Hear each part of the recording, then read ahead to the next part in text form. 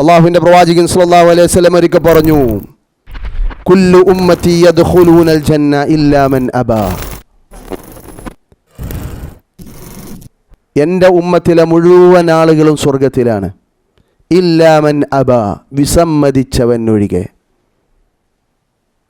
നബി പറയാണ്, എൻ്റെ ഉമ്മത്ത്, നമ്മളെപ്പറ്റി, നമ്മളടങ്ങുന്ന നബിയുടെ ഉമ്മത്തിനെ പറ്റി പറയാണ്, എല്ലാവരും സ്വർഗത്തിലാണ്. എന്നാൽ സ്വർഗത്ത് പോകാൻ വിസമ്മതിച്ച കുറച്ച് ആൾക്കാരുണ്ട്, അവർക്ക് സ്വർഗം കിട്ടൂല. ഇത് കേട്ടപ്പോൾ സഹാബത്തിന് അത്ഭുതം. ഖാലു യാ റസൂലല്ലാഹ് വമൻ യഅബ. ആരാണ് അങ്ങനെ വിസമ്മതിക്കുന്ന ആൾ? സ്വർഗത്തിൽ പോകണ്ടെന്ന് പറയാ. അപ്പോൾ നബി സല്ലല്ലാഹു അലൈഹി വസല്ലം അതിനെ വിശദീകരിച്ചു, വമൻ അതാഅനി ദഖലൽ ജന്ന വമൻ അസനി ഫഖദ് അബാ.